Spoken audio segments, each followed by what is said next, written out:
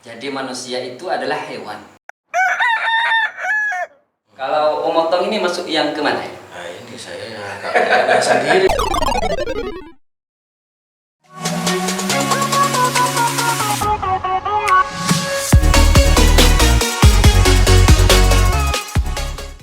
Assalamualaikum warahmatullahi wabarakatuh. Jumpa lagi dengan saya Kang Otong, tentunya di channel kesayangan Anda, Wahana Sapi. Review kita kali ini berbeda daripada yang lainnya. Malam hari ini saya berkunjung di tempat seorang ulama tersohor di Kabupaten Jember dan juga di pelosok Nusantara. Tidak lain dan tidak bukan adalah sudah hadir di samping saya. Beliau adalah Kiai Haji Ustadz Rofi'i Baidowi. Kalau saya biasa manggilnya Ustadz gitu kan. Secara tidak langsung saya ada kedekatan emosional dengan beliau. Kayak macak koncor ya. Jadi kita akan bincang-bincang tentang pendapat beliau tentang peternakan sapi, kemudian perdagangan sapi dan lain sebagainya. Jadi kawan ngarit mania bisa menyimak apa yang akan kita sajikan kali ini. Mohon maaf ini Ustaz, ganggu waktunya ini. Oh, nggak apa-apa, monggo. Saya malah seneng ini ada kedatangan Kang Otong ini. Lama kita tidak ketemu ya Ustaz. Iya, ini alhamdulillah kita ditakdirkan bertemu di dunia edukasi. Iya. Ini saya pikir perlu diperbanyak, perlu kemudian disebar, di-share ke setiap media-media sosial, karena ini juga bagian daripada juga dakwah yang kemudian bagaimana memberikan manfaat kepada orang lain. Gitu ya. Gini Ustaz, kalau sebenarnya ada banyak hal yang mau saya tanyakan ke jenengan. Ya. Tetapi malam hari ini kita akan bahas yang dasar-dasar aja dulu. Oke, siap. Biar saya enggak juga berat ini. Iya. Takutnya hostnya enggak paham. itu masalahnya. Biar saya mewawancarai sing duwe sapi saiki musuh Ustaz. Ampun saya ini. Yang paling marah itu saya nggak tahu apa yang ditanyakan. itu akhirnya baduku bulu kedondong itu Ustaz. Nggak nyambung dong gitu. Gini Ustaz, kita mulai diskusi malam hari ini Ustaz. Oke, siap. Menurut jenengan ini, pendapat jenengan tentang profesi seseorang mengambil menjadi peternak sapi itu, secara pandangan pribadi dari jenengan bagaimana? Oke, terima kasih. Begini nggih, Kang Otong, kalau kita berbicara tentang dunia peternakan, maka kita tidak lepas atau sering menyebut dengan kata-kata ternak. Kalau kita sudah ada kata ternak, maka yang terbayang di pikiran kita yaitu tentang hewan atau makhluk Allah yang itu mempunyai porsi yang agak banyak di Al-Quran dibahas. Paling tidak kalau tidak salah itu lebih dari 200 ayat.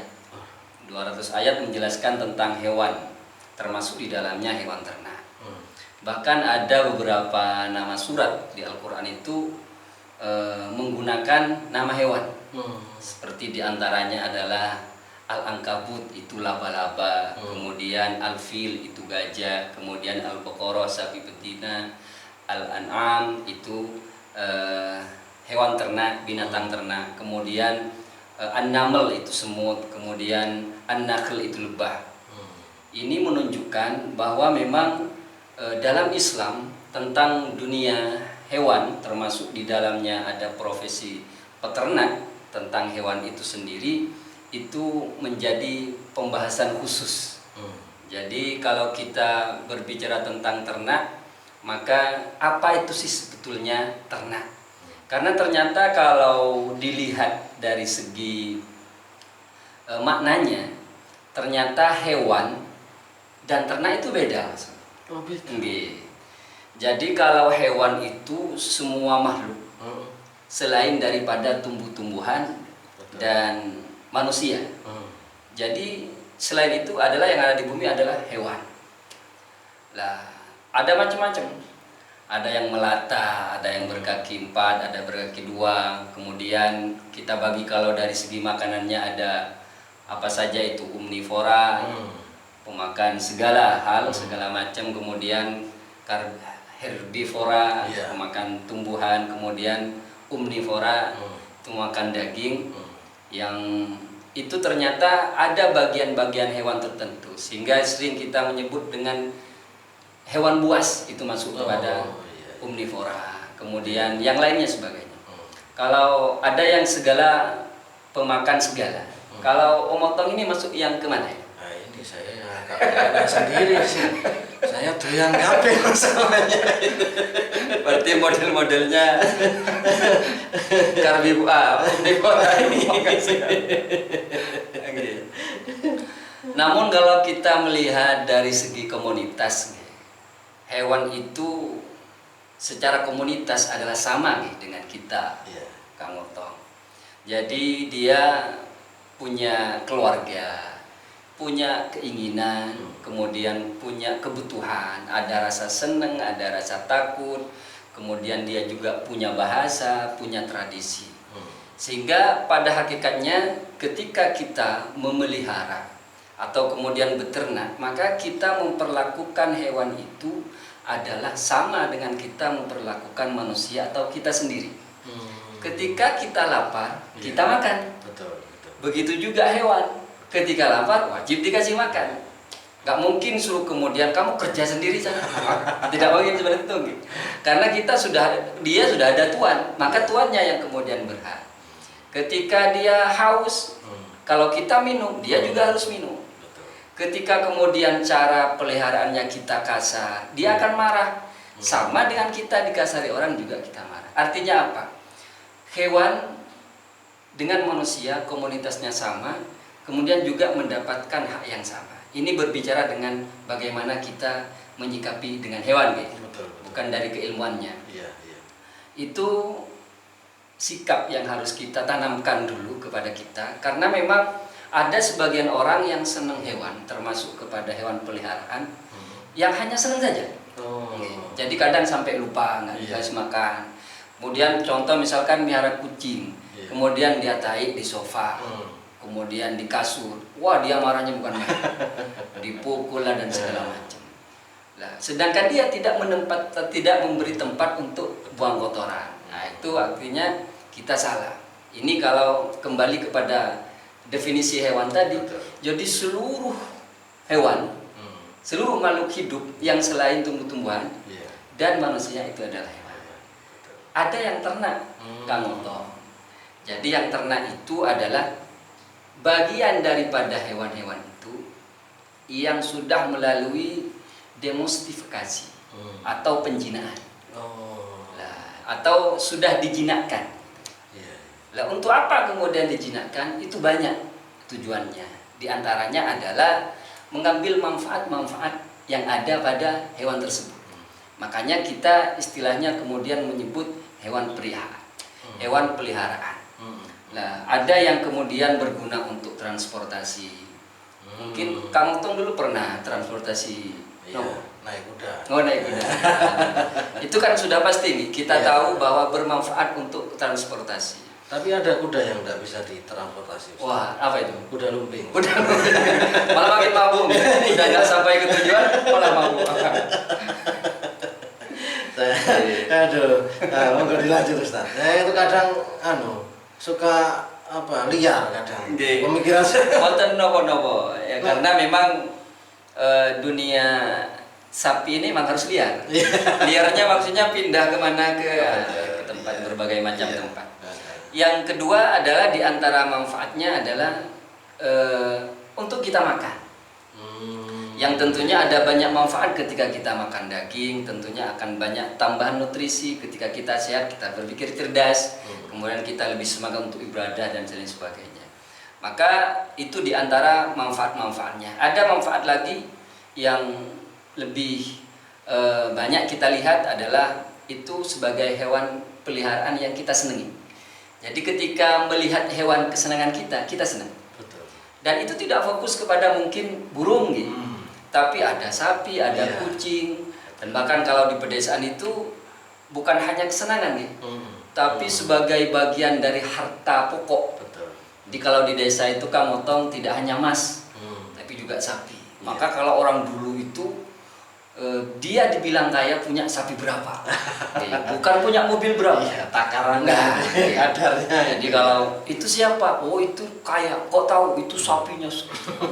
Sampai ada menjadi nopo, menjadi bagian daripada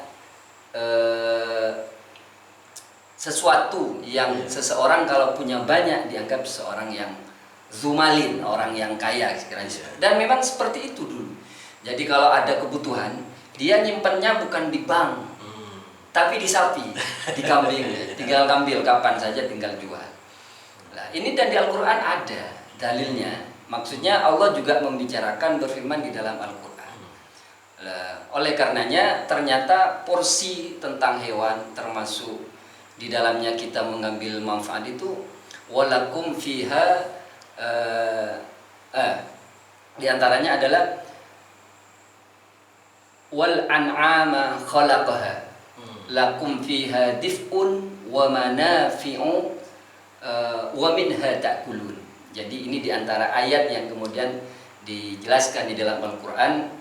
Dan Allah itu menciptakan an'am, binatang ternak, yang kemudian di dalamnya itu ada kulit bulu-bulu lembut yang bermanfaat, bisa jadi wol, bisa jadi itu di antaranya. Kemudian wa manafi'u, ada manfaat-manfaat yang didapatkan dari banyak hewan, termasuk hewan ternak tadi. Maka di antara manfaatnya adalah walakum fiha jamalun hina turihuna wa hina tasrahun. Jadi ada yang kemudian manfaat bagi yang punya hewan itu, satu kepuasan yang luar biasa, satu kebaikan, kesenangan yang luar biasa. Kapan itu? Contoh misalkan ketika melepas dari kandang, maka ketika lepas dari kandang sapi atau hewan yang lain itu senang. Kita melihatnya juga senang, karena dia senang. Dan kita memasukkannya ke kandang lagi, kita senang. Itu diantara manfaat-manfaat yang ada. Jadi tidak hanya dikonsumsi saja, tapi juga memberikan ketenangan batin, ketenangan roh, yang bersifat batiniah kepada kita.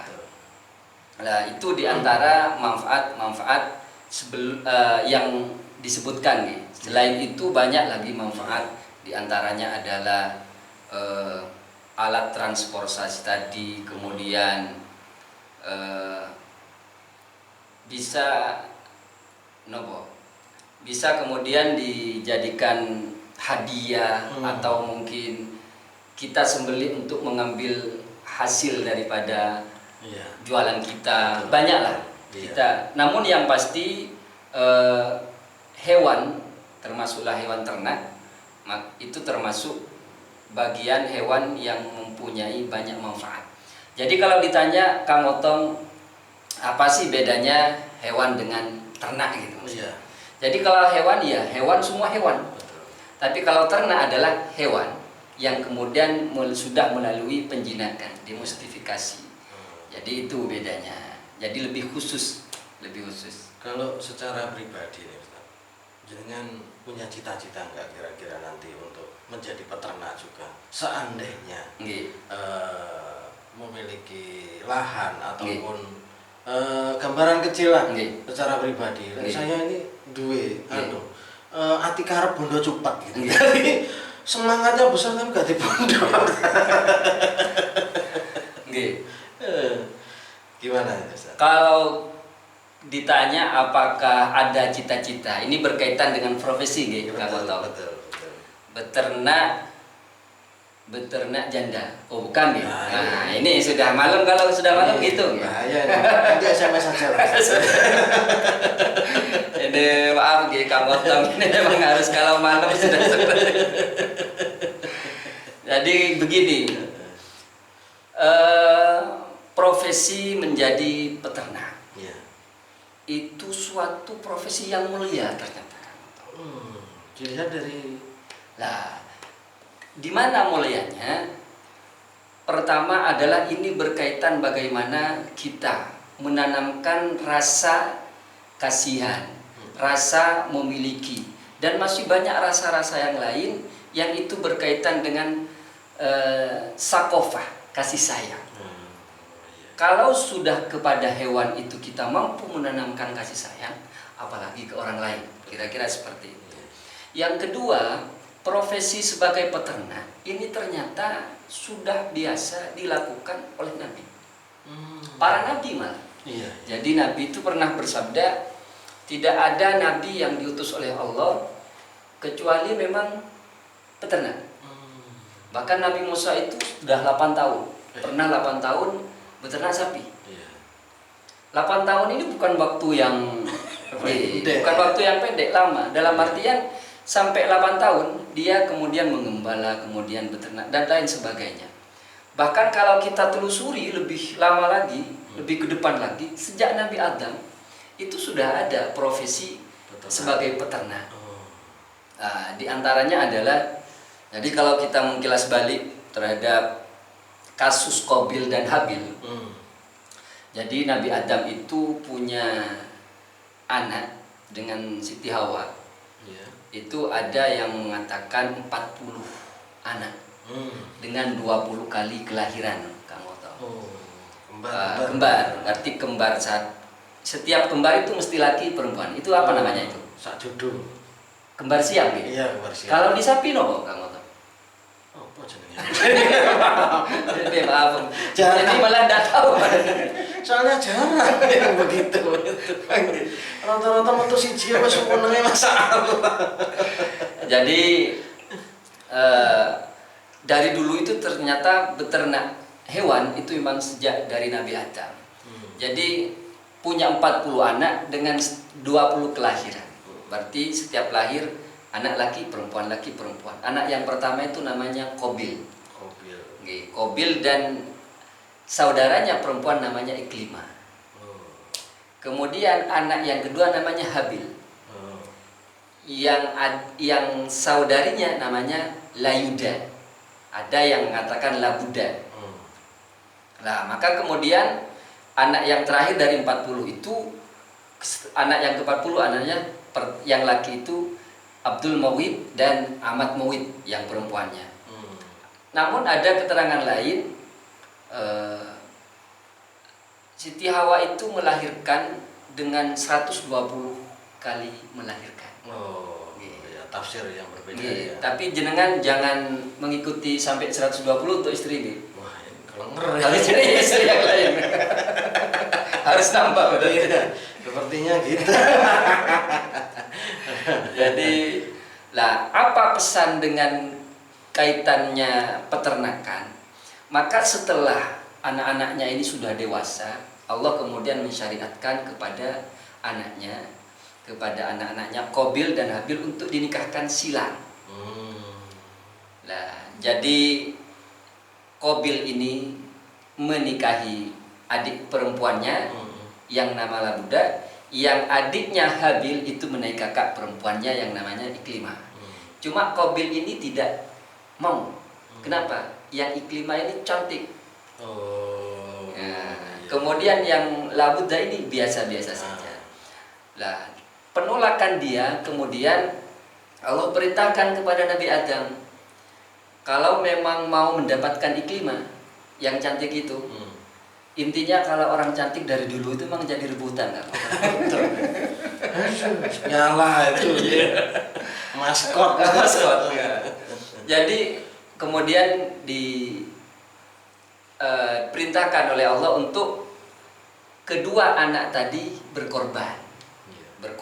Maka yang diterima oleh Allah kurbannya itu dia yang mendapatkan Iklimah yang cantik. Dua kakak beradik ini beda profesinya. Yang kakaknya ini profesinya adalah petani gandum. Yang adiknya adalah Habil. Ini adalah peternak kambing. Nah, jadi karena Qabil itu seorang kakak yang sombong, kemudian dia sudah kardi Apa kan? Carpe diem. Pokoknya saya yang paling berhak untuk mendapatkan ikliman. Pertama saya kakak tertua, yang kedua adalah dia memang hak untuk saya. Artinya seperti itu, sudah tidak memikirkan. Bahkan Kabil itu mengancam adiknya untuk membunuh. La'aqtulanna, kan di Al-Quran itu watlu alaihim naba abnai adamah idh qarraba qurbanan fatuqubila min ahadima walam yutaqabbal akhar minal akhar. Maka kemudian ceritakanlah dengan hak, watlu alaihim naba abnai adamah bil haqqi. Maka suruh ceritakan oleh Allah untuk menceritakan secara yang hak tentang kedua anak Adam yang kemudian berkurban. Maka yang Kabil ini, yang Kabil karena dia tidak, harapannya bukan mendapatkan ridho Allah, yang penting dapat iklimah, dia tidak berpikir mau diterima apa tidak, yang penting iklimah untuk saya. Akhirnya dia ngambil sedikit seikat gandum yang kering pun artinya sudah tidak bernilai, tidak ada nilainya. Sementara Habil ini kemudian berkurban kambingnya yang gemuk, dan akhirnya ditaruhlah di satu tempat. Maka Allah kemudian mengutus api yang berwarna putih, dan ternyata yang diambil adalah kambing itu. Nah, menurut keterangan di tafsir Qurtubi, kambing itu dibiarkan hidup di surga, yang kemudian akhirnya dijadikan pengganti penyembelihan Nabi Ismail. Ini kok malah sudah jauh pembahasannya, Kang Gotong. Tapi tidak apa-apa, ini kan juga berkaitan. Akhirnya ngaji saya. Ya. Bon, kembali kepada profesi. Ini profesi profesi yang sangat mulia. Betul. Karena kata Nabi, setiap nabi yang diutus mesti melakukan atau pernah beternak atau berprofesi sebagai pengembala atau peternak. Maka ketika ditanya Nabi, bagaimana dengan jenengan? Bagaimana dengan Anda Nabi? Saya juga demikian. Saya mengembala kambing. Jadi Nabi juga dunia profesi. Namun di era milenial ini kita harus pintar-pintar nih. Bagaimana profesi peternak itu tidak harus tradisional seperti dulu. Jadi di dalam Al-Quran itu Allah berfirman, walakum fil an'ami la'ibrah nusqikum mimma fi butunihi min baini farsin wadamin labanan khalisan sa'iwal lisyaribin. Jadi ayat ini menjelaskan bahwa di dalam binatang ternak, hewan ternak itu ada pelajaran kepada kita. Pelajaran kepada kita apa? Nusqikum mimma fi butunihi. Kemudian Allah memberi minuman kepada kita. Apa itu? Mimbaini farsin wadamin, di antara kotoran dan darah. Apa itu? Labanan khalisan, susu yang bersih, susu yang jernih. Sya'iwal lisyaribin, yang mudah diminum bagi orang yang minum. Ini adalah pelajaran bagi kita bahwa kalau kita mau merefleksikan sesuatu hal yang kita hadapi dalam kehidupan kita, termasuk hewan beternak, ternyata di dalam kita beternak itu, Kang Otong, itu ada banyak yang bisa kita renungkan. Bahwa di sapi itu ada susu. Yang susu itu ada dalam satu wadah di sapi, yang itu juga berkumpul dengan darah dan kotoran. Tapi kok bisa kemudian menghasilkan susu murni seperti itu? Yang susu itu menjadi penyuplai protein hewani kepada kita, yang kemudian kalau orang minum susu malah semakin cerdas, dan kemudian semakin mampu memahami, semakin usuh dan semakin sehat dan segala macam. Namun ada pelajaran yang terpenting daripada ini adalah hidup ini tergantung kepada kita, Kang Otong. Tergantungnya di mana? Kalau kita hidupnya benar-benar ingin baik, maka hasilkanlah susu yang dapat memberikan manfaat kepada orang lain. Tapi kalau kita hidupnya malah sebaliknya, berarti hasilnya tai. Jadi kalau tai hanya membuat kita bau dan jijik. Jadi kita tinggal memilih. Maka kemudian di dalam kita menyikapi hidup kita itu, belajar juga daripada sapi tersebut. Ternyata kita tinggal pilih mau ambil susunya apa mau ambil tainya, apa ambil kotorannya. Maka kemudian di dalam Al-Quran itu pada hakikatnya kita fa'alhamaha fujuraha wa taqwaha. Maka kemudian Allah memberikan ilham, pemahaman kepada ruh apa tentang fujuraha wa taqwaha, keburukannya dan kebaikannya dan ketakwaannya. Maka qad aflaha man zakkaha, dan berbahagialah orang yang menyucikan ruh. Wa qad khaba man dasaha, dan celakalah bagi orang yang mengotorinya ruh. Dalam artian ternyata hidup kita ini tergantung kepada kita. Sudah ada pilihan yang Allah pilihkan kepada kita, sudah Allah serahkan. Mau baik, baik. Mau jelek, jelek. Nah, itu diantara pelajaran yang terkandung di dalam hewan, termasuk sapi atau kambing yang menghasilkan susu, dan itu merupakan sumber protein hewani bagi kita. Bahkan kalau anak-anak saya di awal-awal karena ada masalah dengan pabrik asinya, saya malah pakai susunya sapi. Cuma saya kalau kadang guyon itu, kalau bisa anak kita jangan dikasih susu sapi. Kenapa? Masih kecil. Kenapa? Karena nanti seakan-akan anaknya sapi. Ketika suruh ngaji, nak ngaji, kira-kira untuk penelitian itu agak betul-betul. Lah saya ini kayaknya nggak minum susu sapi juga. Oh siapa gitu? Susu basi. Susu basi. Ya Allah. Jadi memang sesuatu hal itu kita bisa memilih dan memilah yang sudah dikehendaki oleh Sang Pencipta. Iya, betul. Nanti kaya aku dhewe maca tuwek ngono. Iya, dari 5 itu 5 hal. Pertama adalah fact finding, kemudian directing, kemudian controlling, kemudian protecting, kemudian reflexing. Itu kalau kita terapkan dalam kehidupan pribadi kita, Masya Allah, kita benar-benar dewasa menyikapi hidup. Dan kita terapkan itu kepada bagaimana kita memelihara dengan baik. Karena pada hakikatnya mereka itu adalah sama dengan kita. Sama dalam artian bagaimana bersikap, bagaimana memelihara. Sehingga kita harus menjaga makanannya, kita suplai dari makanan apa. Kemudian kalau dikasih makan ini dia baik apa tidak, gemuk apa tidak. Kalau dikasih makan ini kita tahu. Artinya kita bisa memilih-milih. Maka di sanalah kita perlu ilmu. Setelah kita mengetahui bahwa sapi itu makannya rumput bukan batu, maka rumput yang seperti apa? Nah, kira-kira seperti itu. Maka kemudian diarahkan seperti bagaimana kalau makannya kita kasih waktu. Misalkan pagi jam sekian, kemudian sore jam sekian. Gak mungkin terus makan. Atau kita tinggalin selama 3 hari, tahu-taunya 3 hari makanan kita gak mungkin. Malah memaksa dan itu menyiksa. Nah, terus kemudian controlling. Kita kontrol kesehatannya, dan kemudian protecting, dan kemudian reflexing. Yang kalau itu kita terapkan dalam kita, apa sih kebutuhan kita? Kita butuh apa? Ketenangan. Dengan apa? Dengan Allah. Nah, kira-kira seperti itu. Terus bagaimana kemudian directing? Kita arahkan diri kita untuk sampai kepada ridho Allah. Bagaimana caranya? Beribadah. Kemudian kita kontrol. Kontrol ini dalam artian introspeksi diri. Yang kita lewati kemarin, apakah lebih baik daripada hari ini?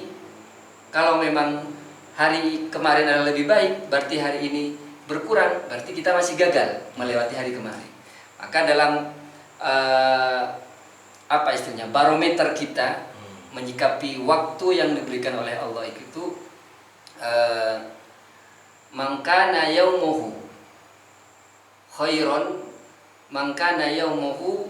khairon min amsihi fahuwa rabihun. Barang siapa yang hari kemarin adalah lebih baik daripada hari ini, dia termasuk golongan yang berbahagia, beruntung.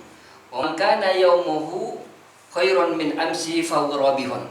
Maka orang yang kemudian hari ini adalah lebih baik daripada hari kemarin, dia termasuk untung. Misalkan ini, Kang Otong kemarin sholat hanya sholat fardu saja, tidak qobliyah, tidak ba'diyah. Tapi hari ini ditambah ba'diyah atau qobliyah, itu termasuk orang yang beruntung karena meningkat. Atau kemarin ngasih sapi hanya rumput saja, kemudian hari ini ditambah dengan makanan suplemen atau yang lainnya, itu berarti memberikan tambah manfaat. Itu termasuk bagian daripada dia bermanfaat dan lebih baik daripada hari kemarin memelihara sapi. Nah, kira-kira seperti itu. Tapi kalau ternyata hari ini adalah sama dengan yang kemarin, termasuk kepada orang yang merugi, fahuwa khasirun. Tapi kalau malah sebaliknya semakin menurun, fahuwa mal'unun. Hari kemarin sama hari sekarang adalah lebih jelek, itu termasuk orang yang mal'unun, tercela. Kemarin ngasih makan sapi, kok ternyata tidak. Nah, itu berarti peternaknya termasuk orang yang dicela. Nah, seperti itu. Kan begini Ustaz, kalau secara pengalaman kita bicara hewan yang dikatakan oleh jenengan adalah sama dengan manusia, yang membedakan mungkin dengan nalurinya ya Ustaz. Ketika perlakuan kita terhadap hewan itu kasar, maka nalurinya pun akan berontak. Semacam itu ya Ustaz. Betul. Itu apa sih yang sebenarnya secara itu berjalan secara alami, atau karena memang dalam diri hewan tersebut itu memang memiliki sesuatu hal yang tajam tentang hal itu, atau bagaimana? Ya, begini, al-insanu hayawanun natik gitu. Jadi manusia itu adalah hewan. Manusia itu adalah hewan, tapi yang berakal. Maka saya bilang di awal tadi, komunitas kita dengan hewan adalah sama dalam artian kebutuhannya, ada keluarga juga, ada rasa takut, ada rasa senang, ada kemudian keinginan-keinginan, ada bahasa, ada tradisi, sama dengan kita. Hanya saja yang membedakan adalah akal.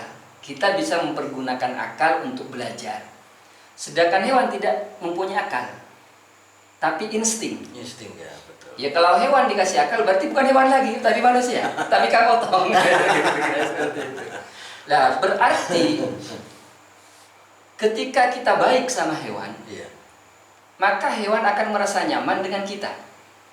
Ketika Kang Otong punya peliharaan, maka tiap pagi misalkan dikasih makan, itu akan merasa nyaman dengan orang yang memberi makan.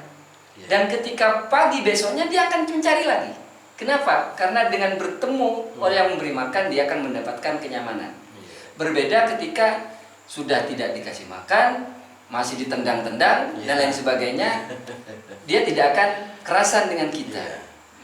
Bahkan mungkin bisa menyerang. Bahasanya Cina itu ya. Kira-kira seperti itu. Oke, kawannya Ritmania, sesuatu hal yang telah disampaikan beliau luar biasa sekali. Tapi kita akan simak tayangan berikut ini Ustadz, nanti bisa dikomentari oleh jenengan, berikan pendapat apa yang bisa disampaikan. Ikuti terus dan pantau channel Wahana Sapi.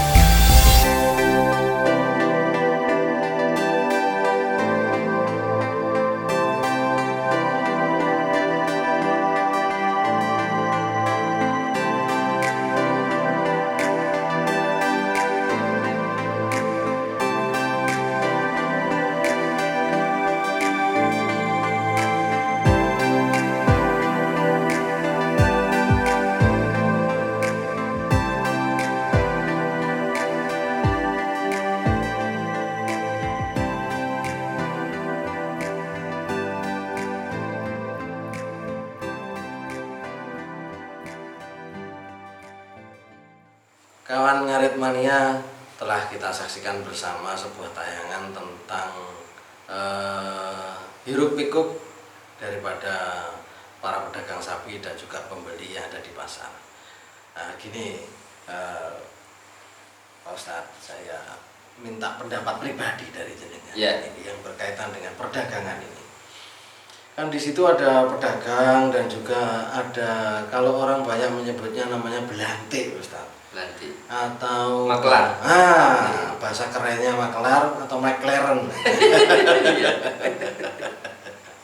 Dan kalau saya melihat secara fungsinya daripada McLaren itu tadi sangat membantu para pedagang. Kalau pendapat pribadi dari jenengan gimana itu, Ustaz? Iya.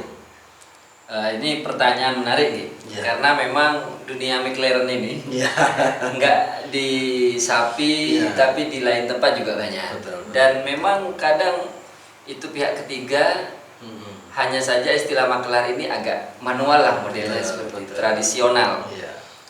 Di internet itu juga akan termasuk Tokopedia itu kan maklar juga. Betul. Seperti itu. Makanya sebelum saya jawab, minum dulu. Nah, biar nggak tegang. Saya juga ini sudah harus. Mesti kayak ngombe barang nama Ustaz. Udah jangan apian mau iki.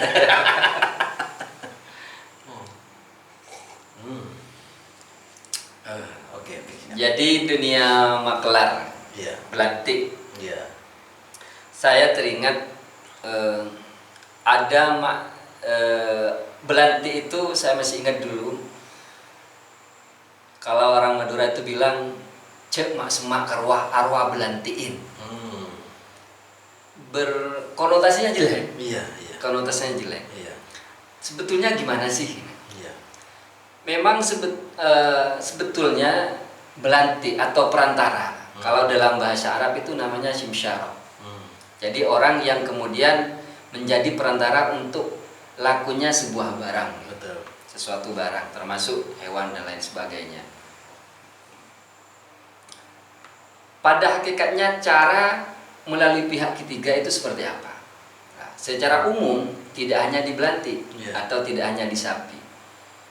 Ketika ada wakil, pihak ketiga dijadikan wakil, ada yang kemudian dijadikan bukan wakil, tapi memang kita menjadikan pihak ketiga itu sebagai jasa. Contoh seperti ini, saya mau jual HP, Mas Otong, Kang Otong ini tolong jualkan 1 juta. Kang Otong bilang siap. Ketika Kang Otong menjual 1.200.000, itu harus kasih tahu ke saya, dan itu masih uang saya, karena saya mewakili. Mewakili keberanian untuk membeli, untuk menjualkan. Tapi beda ketika saya bilang begini, Kang Otong ini HP, saya nggak mau tahu, yang penting ini laku, saya mau 1 juta, terserah Kang Otong seperti apa. Ada pasrahnya gitu ya. Itu jasa dia. Cuma jasa yang masuk kepada jasa yang benar adalah ketika itu jasa yang memang secara legalitas ada. Ada kantornya dan segala macam.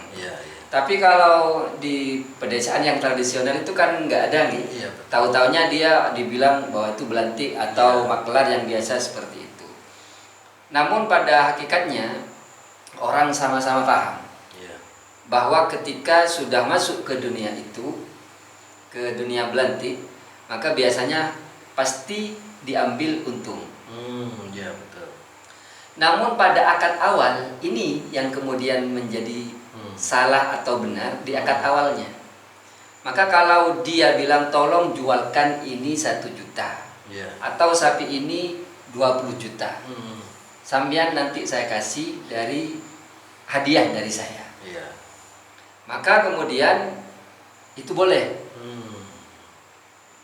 Artinya sah akad yang seperti itu, tapi dengan tetap tidak boleh menjual lebih. Kenapa? Karena orang yang mematok sudah 20 juta. Maka seandainya ada orang yang mau membeli dan dengan ngasih harga 22, otomatis orang akan mungkin bilang kemahalan, atau kemudian tidak ada uang, akhirnya tidak jadi-jadi laku. Iya. Ini kan sebetulnya 20 sudah laku. Iya, betul. Sementara orang ini saya Iya. perlu uang Nah. dan sudah mengatur untuk tidak boleh lebih dari itu dan saya sudah dapat. Iya. Beda ketika saya Kang Otong, jenengan kan maklar, sudah saya pasrahkan, ini saya nggak mau tahu, harga ini sekian, 20 juta, terserah jenengan nanti laku berapa, yang penting saya mau 20 juta, maka terserah. Nah, ada yang mungkin, mohon maaf, Iya. cara maklar ini ada hal yang mungkin tidak lazim, atau tapi di dunia maklar itu sudah biasa. Satu hal contoh, misalkan saya pernah ke satu kumpulan bursa lah istilahnya, tapi mobil gitu. Ketika saya masuk ke sana, saya coba-coba nawar. Ternyata ada yang datang marah-marah. Itu mobil saya mau beli, bukan sampean. Saya sudah jadi dengan saya. Akhirnya dia bilang, uangnya saya sudah ada, cuma tinggal ngambil. Yang penjualnya ini bilang, saya tunggu 5 menit. Dia pergi katanya ngambil uang.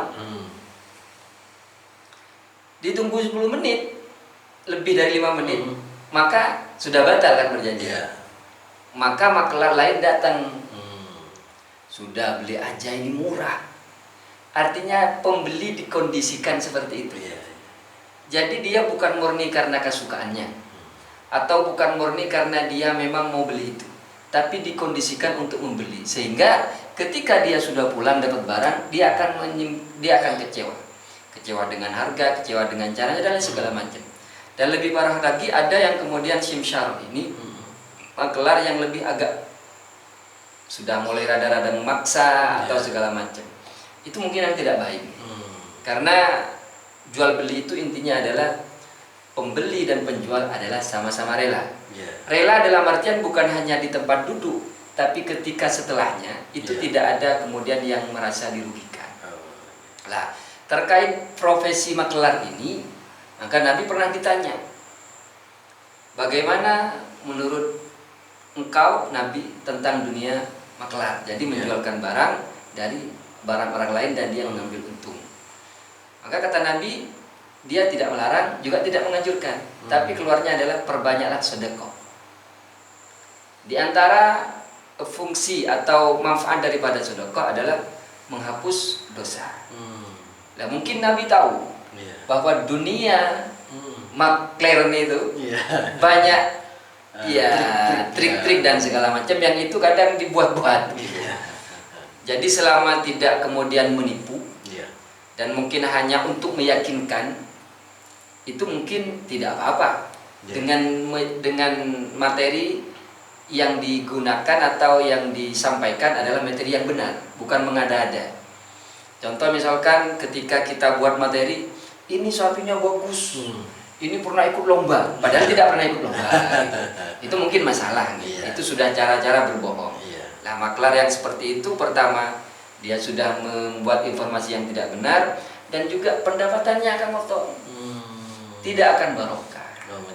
Menjadi seperti itu. Jadi ini pesan moral buat kita semua apa yang disampaikan oleh Ustadz. Dan terakhir ini Ustadz, saya mau bertanya ke jenengan, bisakah atau mungkinkah jenengan mau menyampaikan pesan-pesan ataupun tips terhadap peternak sapi Indonesia supaya bisa menjadi lebih baik lagi? Jadi apa yang sudah dilakukan bisa menjadi lebih baik lagi dan barokah buat keluarga. Siap. Terima kasih Kang Otong, karena saya sudah diminta untuk menyampaikan sesuatu mungkin yang berguna kepada para peternak sapi dimanapun Anda berada. Saya secara umum, apa yang saya pahami tentang dunia perdagangan dan termasuk di dunia sapi, khusus untuk sapi, mungkin pertama adalah niatkan karena Allah. Jadi memelihara sapi atau berternak niatkan karena Allah. Maka kalau sudah niatkan karena Allah, Allah bersama kita. ketika kita niatkan beternak sapi dan kemudian kita pahami ilmunya, dari cara produktivitasnya, cara manajemen pemeliharaannya, kemudian sosial ekonominya, kalau diniatkan kepada Allah dan caranya benar, maka itu bernilai ibadah. Dan ibadah ini memang tugas wajib kita. Innama wa ma khalaqtul jinna wal insa illa liya'budun. Memang diciptakannya, tidak kami ciptakan jin dan manusia kecuali untuk beribadah. Jadi karena itu tujuan utama kita diciptakan adalah beribadah, maka ya harus bernilai ibadah. Kita diciptakan bukan untuk beternak, bukan untuk memelihara hewan, tidak. Tapi memelihara hewan atau beternak itu adalah sarana untuk ibadah. Sarana untuk ibadah. Maka kemudian jangan sampai tips yang kedua, memelihara sapi itu mengganggu ibadah wajib kita. Tidak boleh. Karena kita memelihara sapi untuk mendapatkan penghasilan. Ketika mendapatkan penghasilan, kita lebih tenang, kemudian ibadah lebih khusyuk. Pada hakikatnya seperti itu. Lah, kebanyakan ini tidak hanya di sapi gitu. Kadang ketika sebelum sukses, banyak orang bilang, saya pamit, mungkin pamit ke gurunya, ke orang tuanya. Ini untuk ibadah, untuk sarana ibadah, untuk sanggup hidup agar hidupnya lebih tenang, ibadah kepada Allah lebih khusyuk. Tapi ternyata ketika dia sudah mapan, usahanya lancar, ibadahnya hilang. Nah, itu yang kita takutkan. Maka jangan sampai pemeliharaannya ini mengganggu ibadah wajib kita. Pas lagi kita asik-asik mengembala, kita asik lagi makasih makan, adzan. Adzan, Allahu Akbar, Allahu Akbar. Nah, kita sadar bahwa tujuan memelihara sapi adalah untuk ibadah. Kita dipanggil untuk ibadah. Taruh dulu. Tentunya kita selesaikan dulu. Bukan langsung kita tek langsung kasihan sapinya. Sudah mangap, terus dikatakan Kan di prank itu. Oh iya, di prank. Itu tidak boleh juga. Sapi di prank. Ada aja. Jadi tidak hanya dunia di internet yang prank-prankan. Nah, jadi jangan sampai kemudian sarana ibadah kita menghilangkan pokok ibadah kita. Jadi pada hakikatnya ketika sesuatu diniatkan karena Allah, kemudian caranya baik, maka semuanya bernilai ibadah. Ketika kita membeli pakan, itu dapat pahala. Kemudian setelah kita sampai ke tempat kasih makan, itu dapat pahala. Semua yang berkaitan kalau diniatkan karena Allah, kemudian caranya benar dan ibadah kita tidak terganggu, maka di sanalah ibadah. Namanya itu Kang Otong ibadah wairu mahdoh. Jadi ada dua ibadah Kang Otong.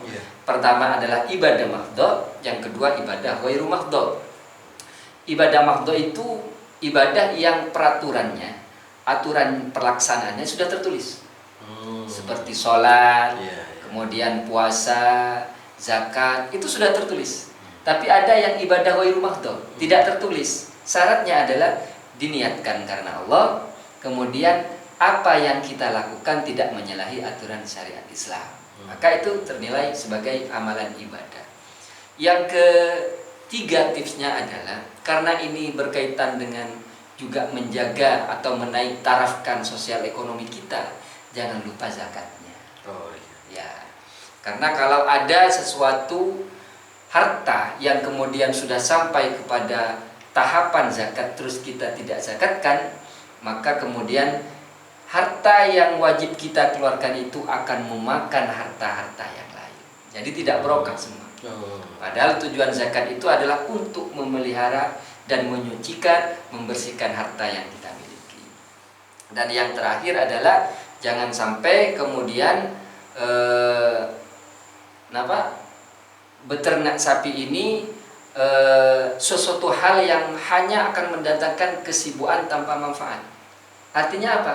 Kita selalu berdoa kepada Allah Subhanahu wa Ta'ala agar hasil yang kita dapatkan itu barokah. Barokah perlu diingat Kang Otong, tidak harus banyak. Karena barokah itu adalah kebaikan yang hanya dimiliki oleh Allah. dalam definisi Arabnya adalah khairun ilahiyun. Jadi kebaikan yang memang dimiliki oleh Allah, yang la yaf'alu bihi illallah, yang tidak mampu memberikan kebaikan itu kecuali Allah. Nah, kalau kita kemudian lepas daripada nilai barokah itu, apa yang ada pada kita tidak akan mendatangkan kebaikan, karena itu sudah lepas dari campur tangan Allah. Nah, oleh karenanya kalau mau menjual, yuk mbok jangan terlalu banyak mengambil hasil yang kemudian orang merasa dirugikan atau ditipu. Tapi Kang Otong perlu diingat, dalam konteks fikih itu kita lihat pasar. Misalkan ini, kemudian Kang Otong beli sapi seharga 10 juta. Kemudian di pasaran itu harganya 15 juta. Hasilnya berapa Kang Otong? 5 juta. Kemudian Kang Otong bawa yang 10 juta itu, yang di pasar juga banyak orang yang mau jual sapi seharga itu, normalnya 15 juta, tahu-taunya Kang Otong merusak harga pasar. Nah, itu tidak boleh. Beda ketika di luar pasar. Nah, itu sampai di fikih itu dibuat seperti itu. Jadi kalau kita benar-benar mengikuti cara Islam, kita berdagang dalam jual beli, kita akan benar-benar mendapatkan barokah. Tapi bukan berarti ada hal yang kemudian kita kadang terbawa suasana. Suasana yang saya maksud seperti ini. Ada orang yang linglung, kita istilahkan dengan linglung, orang mencari sapi ini, nggak tahu harga sapi berapa, terus menilai sapi baik itu tidaknya tidak tahu. Ini korban ini, empuk ini. Nah, itu yang kemudian kadang membuat kita terlena untuk mengambil untung yang banyak. Itu tidak boleh. Bahkan lebih dari 50% kita jual, misalkan 10 juta kita jual 16 juta, 50% lebih, itu termasuk kepada al-withu, termasuk kepada hal-hal yang menipu. Selama itu di luar pasar nih. Kalau memang dunia pasar itu seharga segitu, maka ya kita aja. Tapi kalau tidak, artinya di luar pasar, monggo-monggo saja. Bahkan dikasih pun tidak apa-apa. Sambil jenengan ngasih ke saya. Ya saya minta lagi, mana yang sapinya. Sapi ini sopo sih? Jadi itu pertama adalah niatkan karena Allah, bahwa pada hakikatnya ini adalah untuk beribadah. Memelihara sapi, berdagang sapi itu adalah sarana untuk mencapai satu titik, yaitu ridho Allah. Yang kedua, pelajari ilmunya sehingga kita melayani hewan peliharaan kita adalah benar-benar sesuai apa yang hewan butuhkan. Yang ketiga adalah jangan sampai mengganggu ibadah wajib kita dari kesibukan yang kita lakukan. Yang keempat adalah apa tadi Mas Otong? Lupa juga. Jangan lupa zakatnya. Karena saya juga kadang lupa. Kadang mulai gede emang. Padahal sebetulnya saya juga lupa.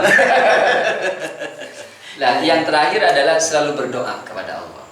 Jadi misalkan kita bangun malam, kita doakan usaha kita, usaha peliharaan sapi kita seperti itu, semoga menjadi jalan terbaik dalam keluarga sehingga menghasilkan rezeki yang halal yang mampu membawa kepada ketenangan hati dan jiwa. Kira-kira seperti itu. Sudah cukup Ustaz? Insya Allah seperti itu. Dan kita akan buat bagian-bagian. Oke, siap. Nah, ini malah awak dewi yang ditantang kita. Cek semangat ini. Padahal kalau bayaran.